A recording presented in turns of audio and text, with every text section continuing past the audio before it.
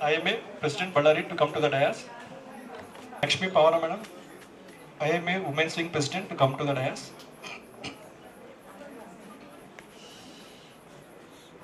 Now I request today's speakers, Dr. Prabhajot Kaur, Pediatric Neurologist, Lane Hospital, Bangalore, to come to the dais.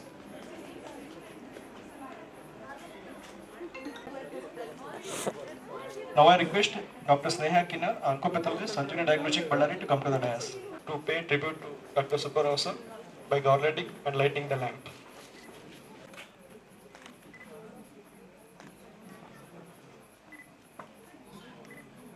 Madam, akkada.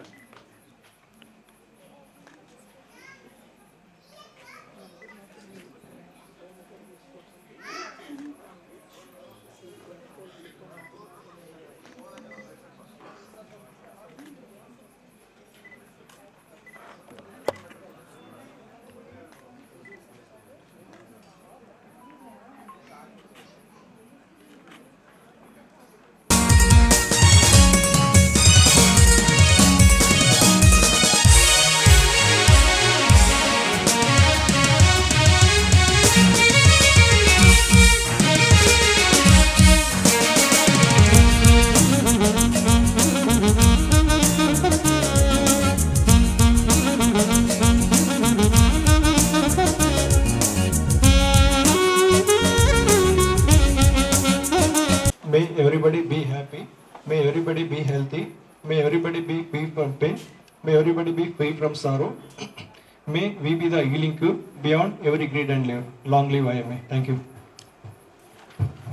I welcome you all. A wonderful and a beautiful place and time to celebrate and take knowledge from the today's our guest speakers, and also the celebration of the 50th year of SR Hospital also.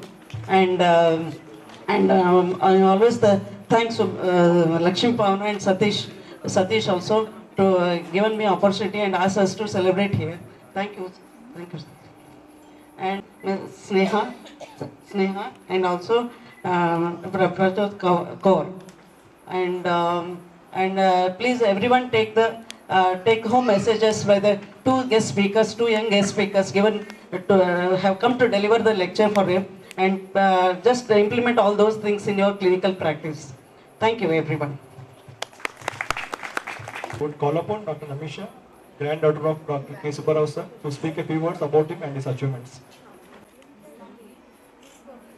Dr. K. Subbarao was born on 2nd January 1942 in a small village called Seetanapalli of Krishna district, Andhra Pradesh. He did his schooling in Adirapadu, and he was the only person who had passed SSLC at that time. After his 10th, he strived to become a doctor. He joined MBBS at Banaras Hindu University, Varanasi in 1961, and he completed his PG in general surgery from the same university in 1971.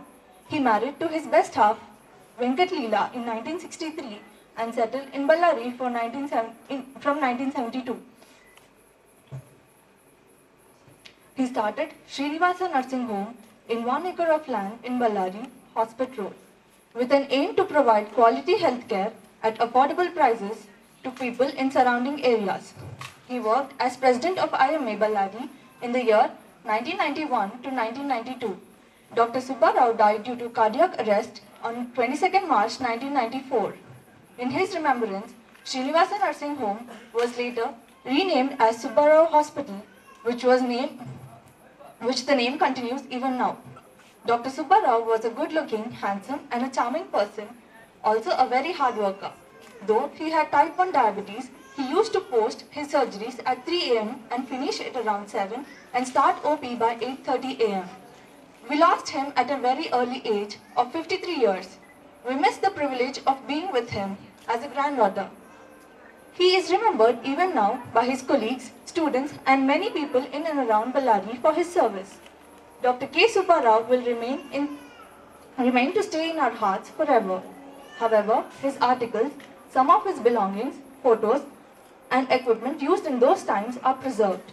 His eldest son, Dr. Satish, is following in his footsteps, providing good service and a best health care. Thank you. Please welcome.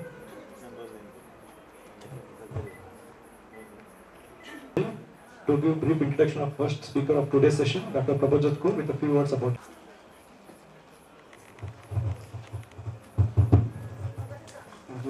Introducing one of our speakers today, Dr. Prabhajot Kaur, and she has done her MBBS, MD, DNB in pediatrics from the very prestigious Lady Hardinge Medical College, New Delhi, and DM in pediatric neurology from another prestigious, and working currently as a pediatric consultant, pediatric neurologist consultant in Rainbow Children's Hospital, Marthahalli, Bangalore. She's a lifetime member of INNC, and she's a member of Indian Epilepsy Society. She has multiple publications in national and international journals, and she's a reviewer for national journals too. And her areas of interest are epilepsy, neuroimmunology, pediatric movement and neuromuscular disorders. And today she'll be talking on a very interesting topic, attention deficit hyperactive disorders in children.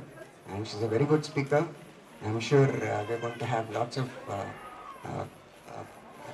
information about this particular disease. And it's my pleasure to introduce Dr. Prabhajot Kaur. Thank you.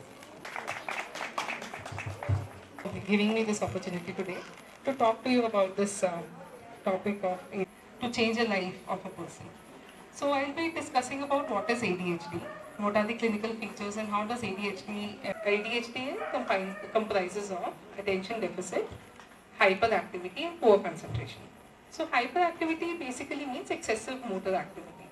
So basically we have a child who is too active for his age. The presentation, however, may depend on an individual's age. It may be more evident where you need a structured inputs from a child.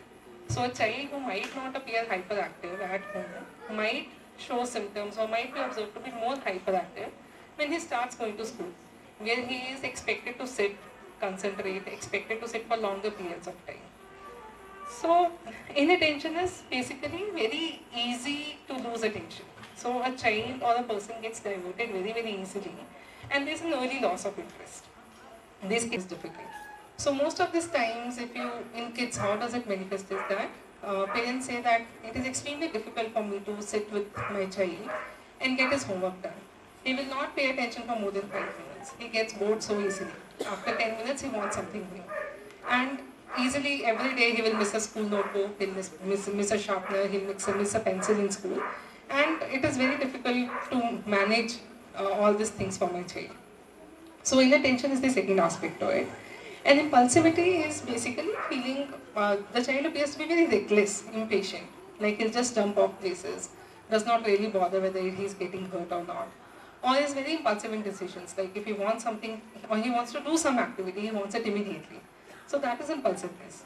Now ADHD can be, it has major groups depending on the dominant type. So a person may be predominantly inattentive, a person may be predominantly hyperactive and inattentive, or he may have a combination of features. So commonly we see a combination type of ADHD, more common as compared to individual predominant phenotypes. So if you look at the prevalence, it is a pretty common pediatric as well as adult neurodevelopmental and behavioral disorder. It is the third most common mental health disorder. Pooled worldwide prevalence is estimated to be around 7.2%. And in India it is estimated to be about 11.3 to 32%. Now it's a very wide age range. We do not have very good studies which can give us the prevalence, but it is an estimated age range. So it is more common in boys as compared to girls. So if you look at how ADHD was initially diagnosed, the initial mention about ADHD we find as early as 1775. But it took almost to 1980s, which is almost 200 years, for there to be a formal diagnostic criteria, for there to be a recognition that ADHD has to be diagnosed. So that was in the 1960s, and beyond that it was in 2000s that actually CDC did recognize ADHD as one of the major problems that children face, and it was in the 2000s that the initial drugs for ADHD were approved. So now the ADHD child onset is any time before 12 years. Earlier it used to be that ADHD onset should be before 6 years of age. But now we say that the ADHD can have onset any time before 12 years of age. It can be in preschool children, less than 4 years of age. It can be in 4 to 6 years of age. It can be in childhood. And it can persist through adolescence and adulthood. In some kids, when the ADHD symptoms are very severe, we can diagnose it even at age of less than 4 years. However, the clinical manifestations and effects change as per age. Now, why is it important that we recognize this problem of ADHD? Now, kids who have ADHD, typically the attention is less. They are unable to focus on a task. So how does it manifest? In home, usually till the time the schooling starts, things are all okay. Once this child starts going to school, he does not want to sit at a place. They will tend to roam about in the class. They will tend not to look or not to learn what the teacher is teaching because their attention is very less. They will not copy their work. They will not want to do homework. So how does it manifest? So these kids they tend to have lower grades. These are the kids who are more likely to be expelled from schools. They many times disrupt other kids' education also because they will roam around in the class. So many times parents get this report that the teacher is complaining, my child does not sit in the class. He does not let the other kids concentrate. And if we look at it in the long term, it has got a long-term implication on the economic outcomes also. So a child who is not sitting in the class, who is not reading, is going to have difficulties in later education, is going to have difficulties in having good grades, is going to have difficulties in finding a good occupation. So all this in the long term, it adds up. Now at an individual level, even in childhood, it can result in low self-esteem. Because usually we have a child whose IQ is excellent, so he understands things. But it is not converted into a meaningful outcome as far as schooling is concerned. So these kids tend to have low self-esteem. They may have actual or perceived failures. At the family level, there is a lot of frustration which builds up because the child who is intelligent, the parents are putting in a lot of effort. The child does put in effort, but he is not able to concentrate. So there's a lot of parental frustration, parental stress. There are conflicts between the child and the parents. There may be familial discord. There are sibling conflicts. There may be one child who is doing very well. The other child who has ADHD is not able to cope up. And it can result in a long-term, non-cohesive family unit, which again has its own issues. So it impacts how a child develops, how a child is going to do in the long term. In the overall, society-wise, these kids who are hyperactive have more accident risk, they have more hospital ER visits, they tend to have more falls, more fractures because they're very hyperactive. They miss out on education because of these things. And there might be a poor societal acceptance also because of the behavioral issues. So if we see, we miss this window of diagnosing a child who has ADHD when the child is 4 years, 6 years, 8 years.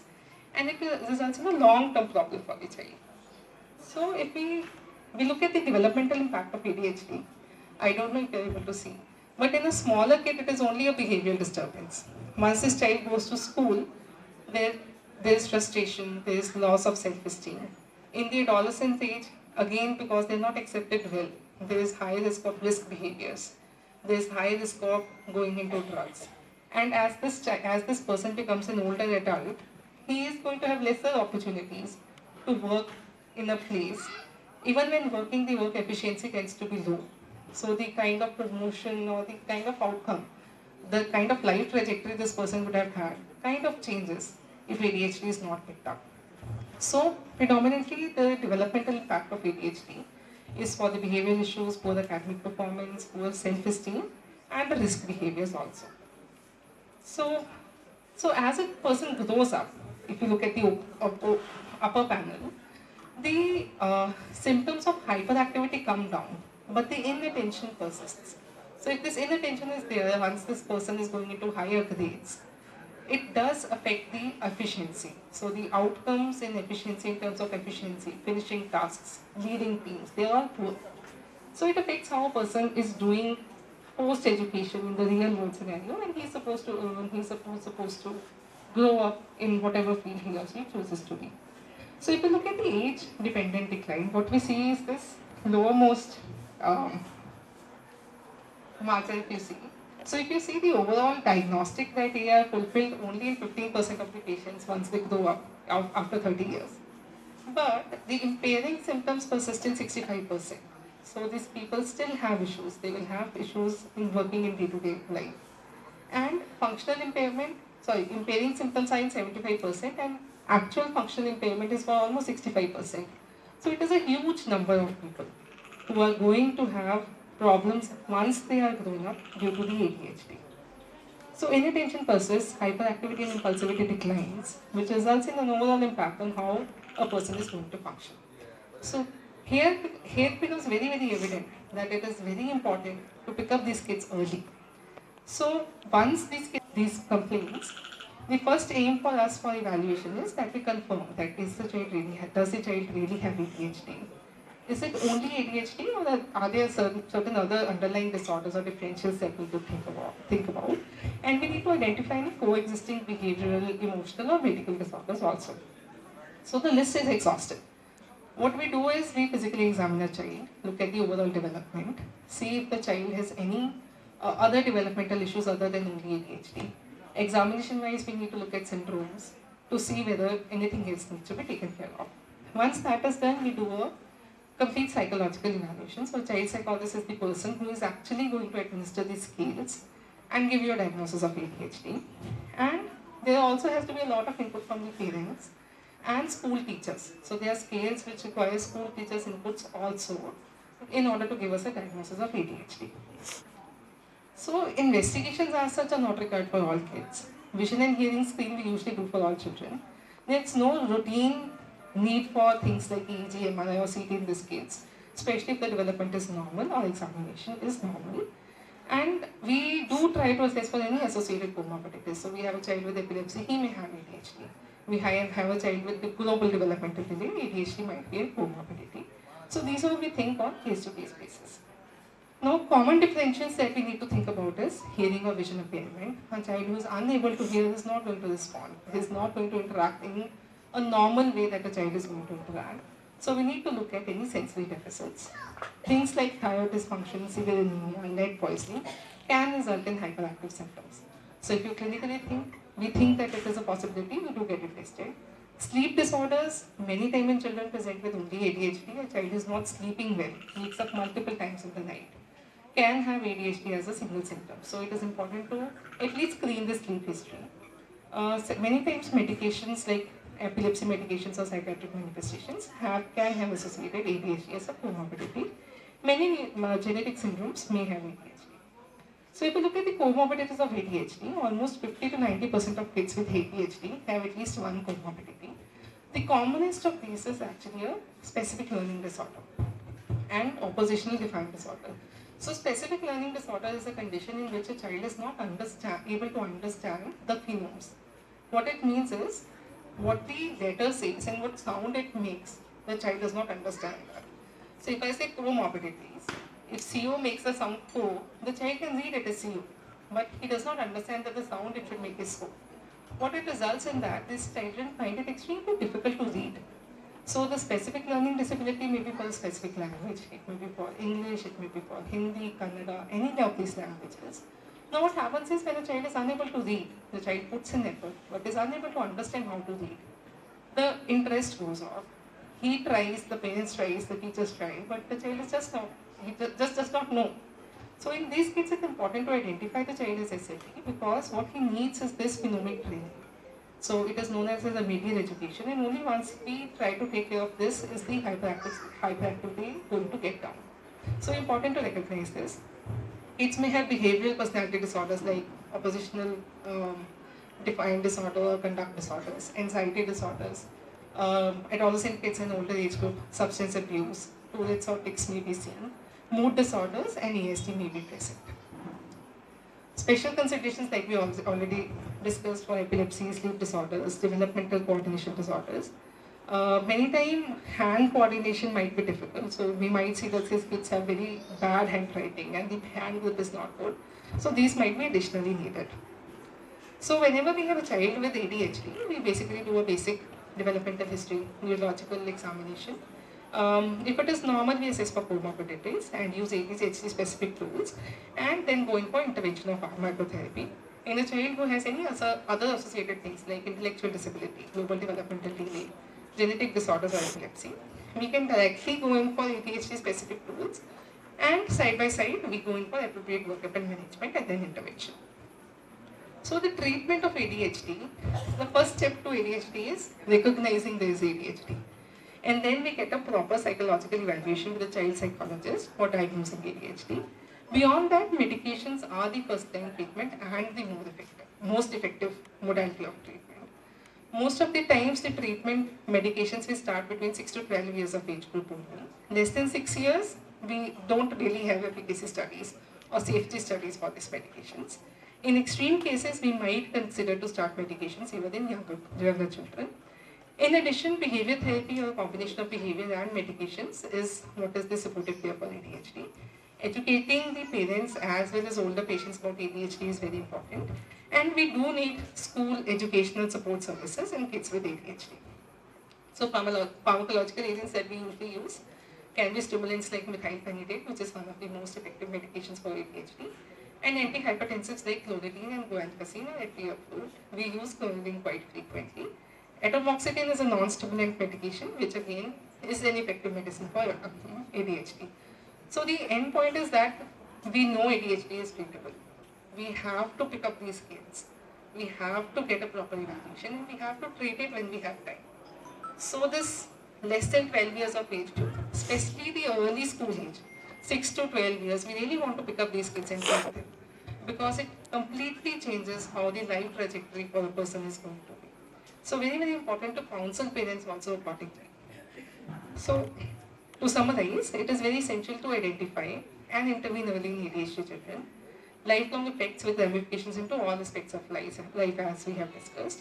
Whenever there is a doubt that your child has ADHD, or one of the patients that we are seeing has ADHD, we should always raise the concern either with the parents, or if as a parent raise the concern with your pediatrician. If a school raises an issue, it should never be neglected. We should always see our pediatrician or refer this child to a child psychologist if at all we have a doubt. At max, this report is going to come out to be negative and the child does not have ADHD. But it is better to oversend a child for evaluation rather than ignore it for some time.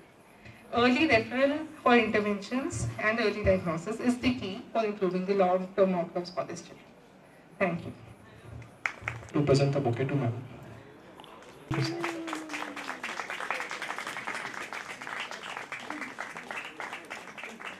Now I request the second speaker, Dr. Sneha Skinnal. Immense pleasure in introducing Dr. Sneha S. Kinnal. Dr. Sneha S. Kinnal has done an MBBS from MIMS Ballari and MD Pathology from MIMS Hubli, and postdoctoral fellowship in oncopathology from Vasavadkaram Indo-American Cancer Institute in Hyderabad. After that, she has worked in Mysore Sriyoga Hospital for 1 year. She is presently working as a consultant pathologist in startup lab Sanjeevani Diagnostics in Ballari. She has introduced, she had interest in gynec oncology, has done a lot of research in the field and published papers in the same. Today she is here to share her some knowledge on clinical and diagnostic utility of liquid-based cytology in early cervical cancer detection in a way that can be applied to newer and efficient cervical cancer detection. I welcome you, ma'am. Thank you. Introduction.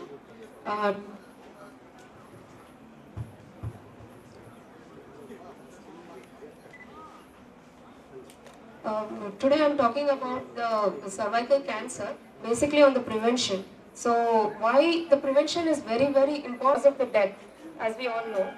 And in worldwide in 2020, when they have estimated there are around 6 lakh people who are dying because who have been diagnosed, and with mortality being very high, that is more than 50%, around 67,000 people are dying because of cervical cancer, which almost means that almost on a daily basis we are killing an airbus full of women in India. So it is a high time we put an insight into the cervical cancer as well as work towards it. So on this day when we talk about the first one being the George Popenikol, he is the one who first introduced pap smear testing in 1920, following which around 75% there was reduction in incidence as well as mortality due to cervical cancer. Followed by that, it was Professor Hausen who attributed the almost 100% of the cases caused by HPV to cervical cancer. And he said there are around HPV causes around 99% of cervical cancer. As we know, the most common type being HPV 16 and 18, and other lower risk groups are 6 and 11. So not only HPV causes a cervical cancer, it is also responsible for many other anogenital type of carcinomas, mainly vaginal, vulvar, as well as anal carcinomas, and to some extent even penile as well as oropharyngeal carcinomas. So, due to which officially WHO has launched a global strategy to accelerate the elimination of the cervical cancer in November 2020 with three main targets, that is to vaccinate around 90% of the eligible girls, as well as screen at least 70% of the to whoever diagnosed in early stages, as well as in the good palliative care to at least 90% of them. So with regard to the vaccination is mainly covered with age group around 9 years to 14 years of age group, and we have two vaccines, that is a Cervicil as well as a Gardasil. And why is it effectively coming to the screening? Why is it effective? Screening is effective for cervical cancer is mainly we know there is a very well defined pre-malignant lesion, as well there is a very long latent period from HPV infection to CIN 1, 2, 3 that takes at least 10 to 15 years, which is a good period to screen as well as to get treated. And we also know there is a very well defined viral etiology responsible for the carcinoma. As well, it is easy and direct access to the uterine cervix, and there is a known effective treatment available for the pre-malignant lesions. So here we can see when as the disease progresses from SIN 1 to SIN 3, the likelihood of regression progressively reduces from SIN 1, which has 57% reduction, to SIN 3, which has only 30% of likelihood of regression. So this shows how important is the screening methodologies for the cancer. We have mainly four types of methodologies, that is a cytologic evaluation, HPV testing, visual inspection of cervical cervix, and followed by the colposcopy. When we compare with all the four techniques, the HPV testing with DNA is the one which is most sensitive, which has around 94% sensitivity, followed by the visual inspection with acetic acid or indole iodine has around 80% sensitivity, followed by cytology, which has around 62% sensitivity.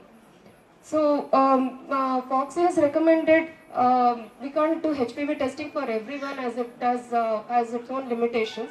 So FOGSI has given recommendations with two things: good resource setting as well as a limited resource setting. In limited resource setting, the BIA is the one which is recommended, and in the places which there are affordable patients and good resource settings, the HPV testing is the first one which is recommended, and the target age group is around 25 to 65 years. So now the screening methodologies is changed. Previously it was every 2 years to be screened. Now it is that HPV testing is done, directly HPV testing is done, and every 5 years testing or at least twice in the lifetime is enough for the to prevent the cervical cancer. So the recommendations is that it is started from the age of 30 years and it is continued till the 65 years, and either we can start off with the cervical cytology alone every 3 years, or HPV testing every 5 years, or the best method is the co-testing with cervical cytology as well as HPV testing every 5 years. And after 5 years there is no need of screening. So what exactly today I am going to talk mainly about the cytological part of it. So what we have two parts of it, mainly is the conventional and next is the liquid based cytology. So what exactly happens in the conventional, as we all been practicing since long time. So we have a cyto brush, and followed by that after we take this from the cervical brush, we smear it onto a slide, and after which around 10 to 60% of the cells are only transferred into the slide. So not necessarily the representative cells are put into the slide, and the materials are also not very evenly spread. So but what happens in LBC, we have a specified brush for taking the smear, and the brush is directly put inside a ethanol based vial. So after the vial, it has got its own methodologies where we go to the testing. So basically the material is evenly spread and has got less than 1/3 of false negativity. So this is how, when we see it under the microscope, this is how this looks like. The first one is the conventional pap smear. So if we see here, all the blue things, to explain here, the majority are the inflammatory cells which are covering all the cervical squamous cells. But here, if you see all the pink and the rectangular blue cells, they are all the squamous cells, and the inflammatory cells are all just beside, they are not covering the cells. So there is a significant difference where we can see in the interpretation as well. So there are chances where we would have missed malignant cells because of the inflammatory cells which are covering over the cells here. So Bethesda has also given the guidelines where for the conventional pap smear, we need to at least look into a minimum 8,000 to 12,000 cells to call the smear to be very adequate. Whereas in case of LBC pap smear, only at least 5,000 cells need to be screened, which means that it will reduce our workload to screen the number of cells as well. So what exactly is the liquid-based cytology? So as the name what it tells, it is the cytology or seeing into the cells which are dispersed into a liquid medium.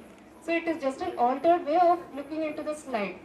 So the sample is placed into a preservative fluid. The fluid is usually ethanol or methanol based fluid, alcohol based fluid, which we get suspend the cells for however long we want.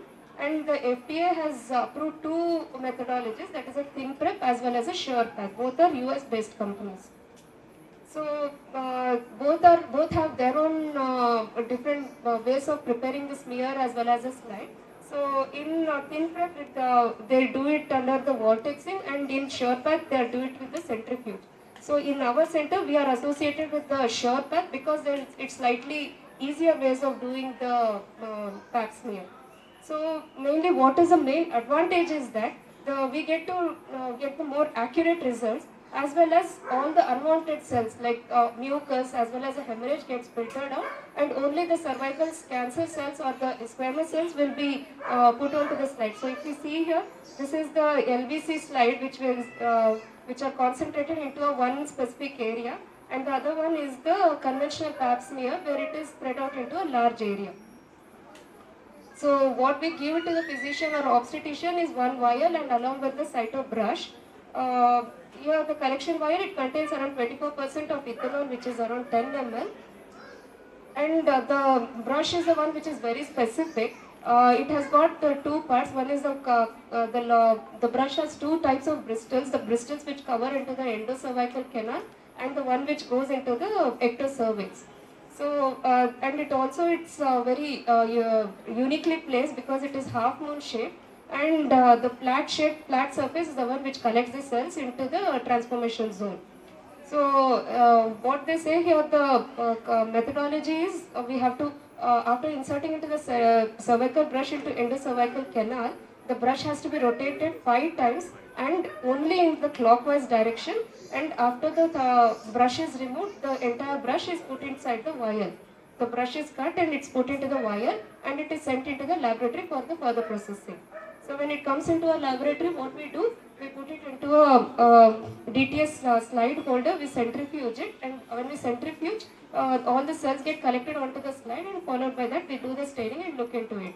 So what the remaining, we use only 2 ml of the whole 10 ml for LBC, and the remaining 8 ml we send it for the HPV testing. So HPV, it is a DNA based testing or a DNA hybridization, and followed by quantification, where they test all the high risk as well as the low risk HPV groups. So what after we do all these things, the main limitation of HPV is that it's the one most important is it's the slightly burden on the patient because it is as compared to the conventional, it is slightly highly priced because of very vial, and as well as the procedure is different. And because of high sensitivity HPV testing, there are more high number of HPV positives which are detected, which also led to the increased number of colposcopies or surgical interventions in the patients. So, and followed by the procedure as well as interpretation needs its own expertise.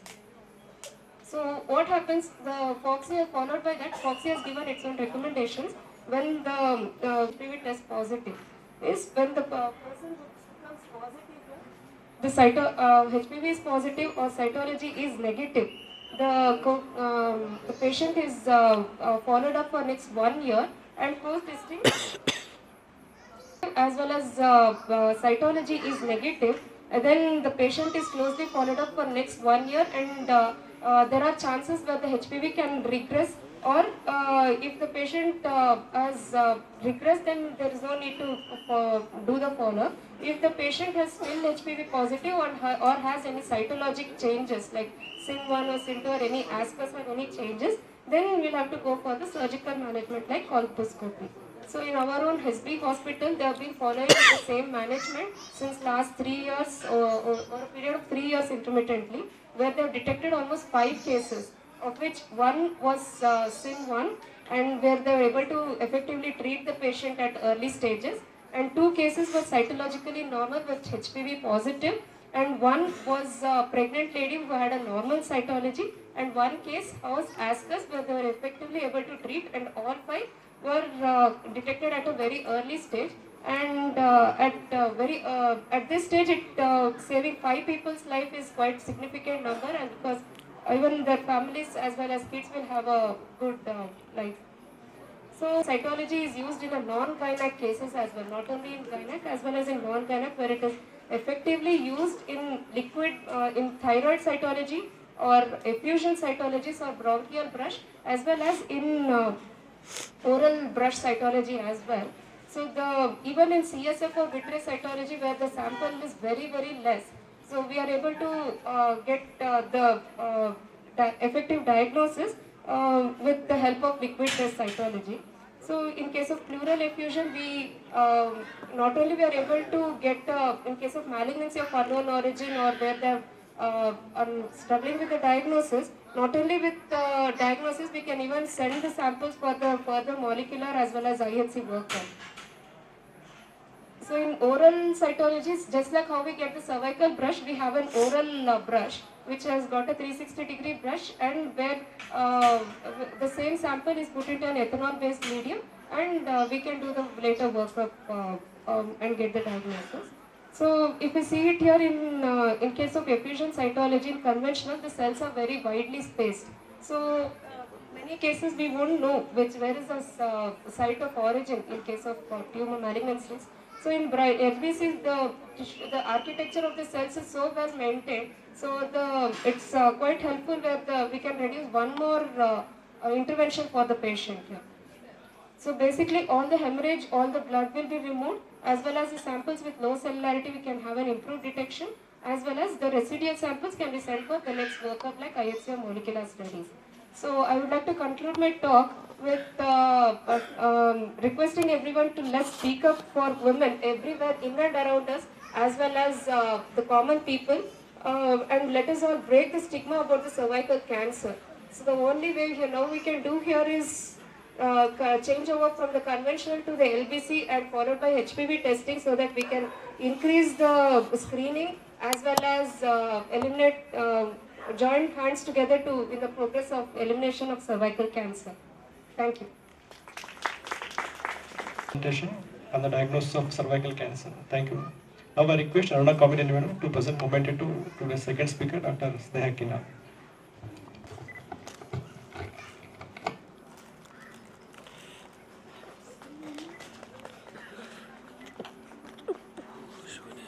Thank you, ma'am. To speak a few words on completion of 50 years of SR Hospital. Please, thank you all for coming so far for our endowment lecture. I'm very happy to see you all here. We are proud and happy to complete our 50 years of our service from 72 to 22, though my part is only last 20 years, providing quality and affordable health care.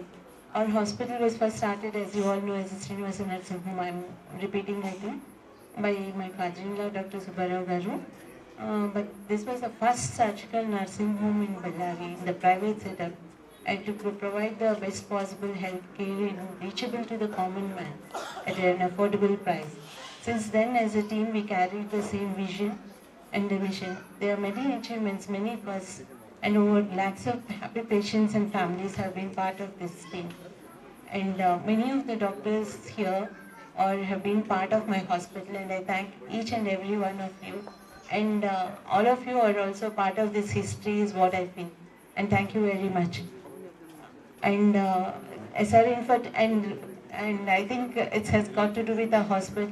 And we started the SR Infertility Center, started in March 2009 as a unit with the intention of providing a facility which was not available in Ballari and surrounding areas, and also to provide the best possible fertility services and reduce patient costs of roaming elsewhere.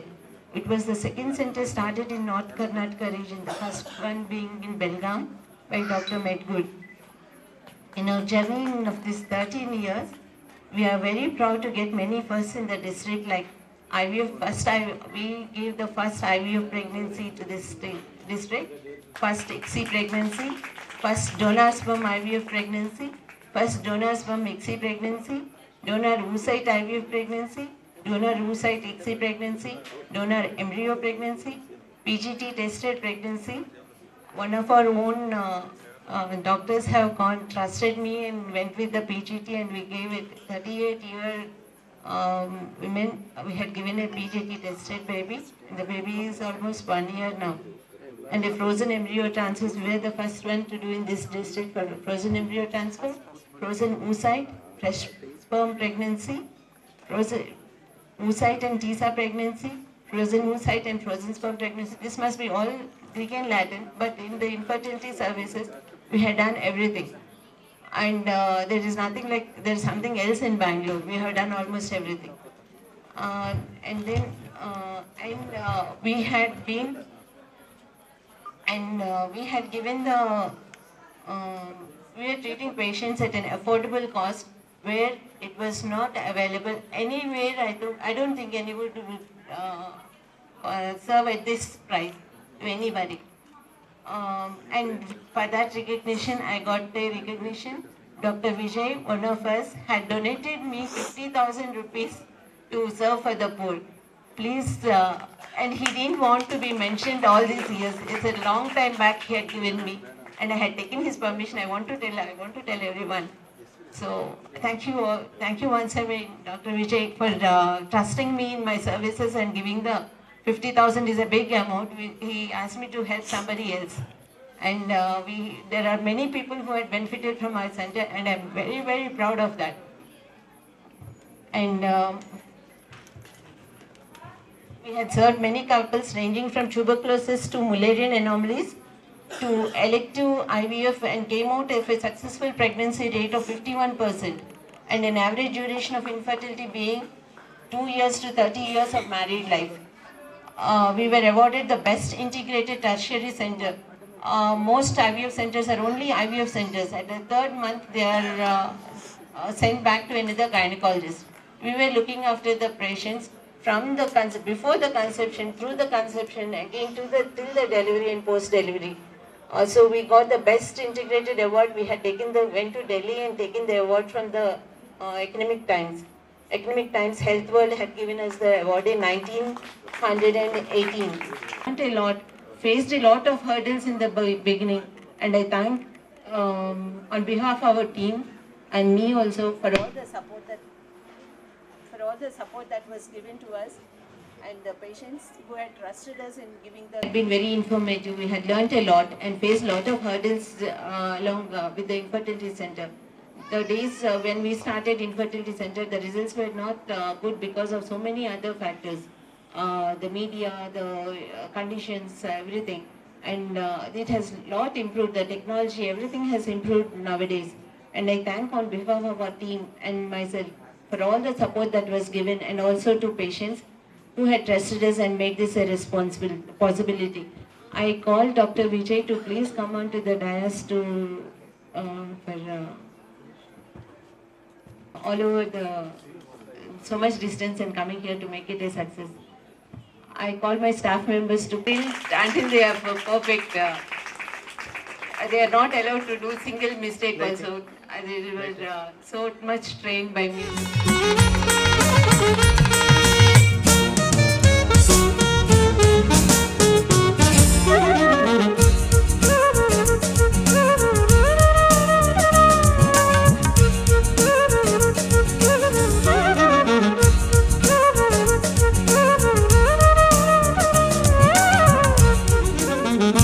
evening, everybody. How many of you have seen Dr. Subbarao?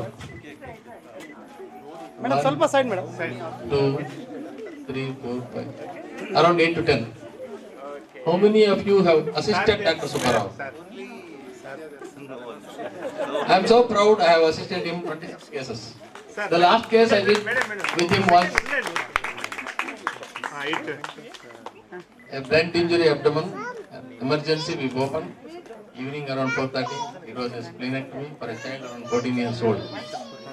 And the commonest neck surgery was, he used to do a lot of appendicectomies. I have assisted appendicectomy. One of the best scenes that I have seen with him was, we were waiting for the anesthesiologist to come. During those days, only 2 anesthesiologists were there, one with beard and another without beard. You know the name now.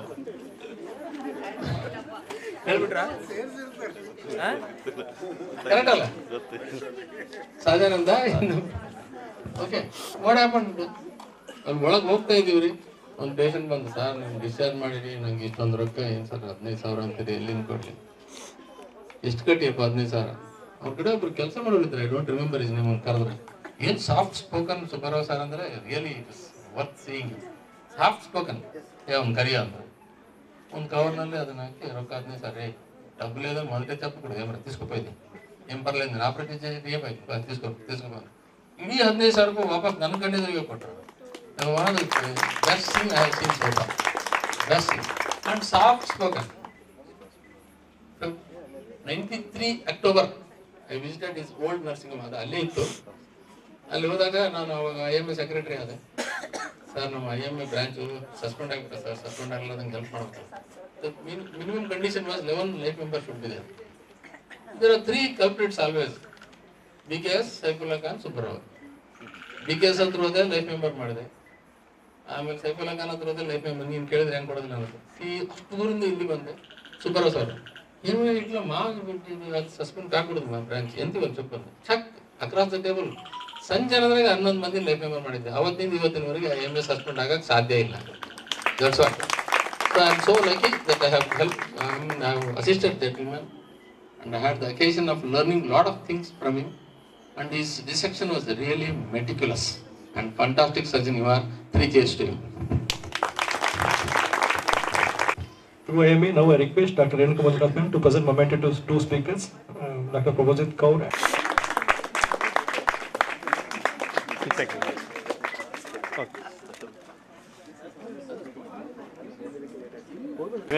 Sunil madam. Thank you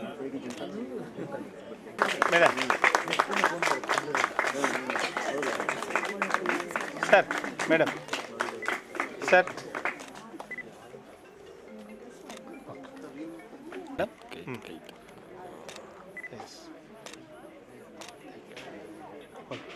Dr. Renuka Manjunath ma'am, President IMA, for gracing the occasion. Dr. Chandrasekhar sir for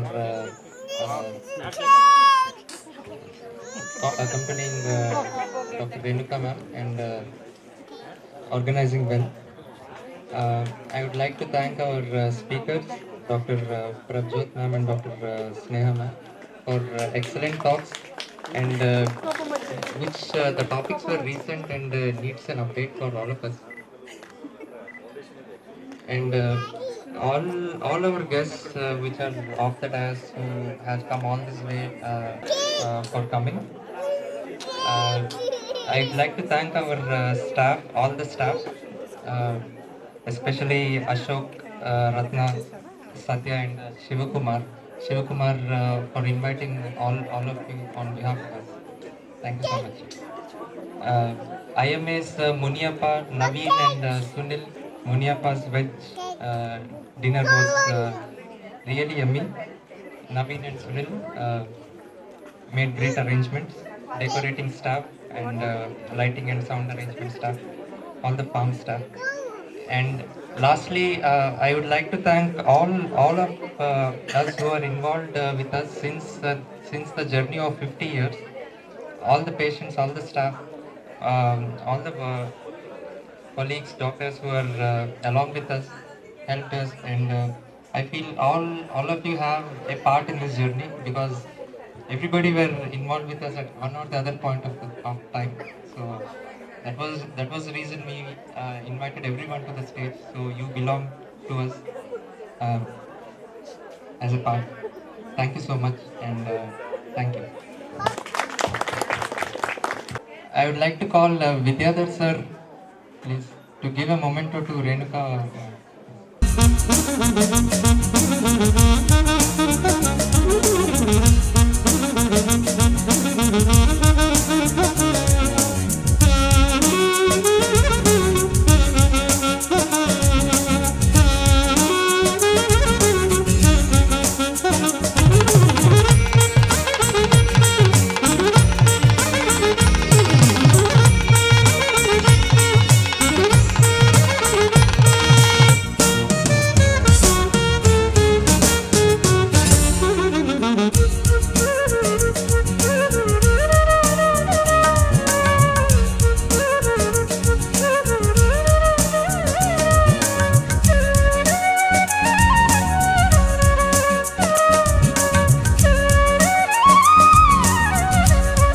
This is a memento. Last IMA talk,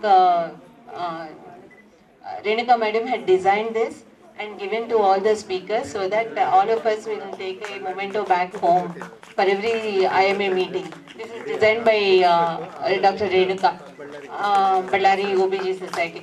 Last time so much attendance was not there, so I thought I'll announce once again. Renuka ma'am, she designed it and she thought the idea was hers, and everyone gets this memento, whoever speaks and takes home and keeps it in their, we had spoken in the Ballari IMA Society.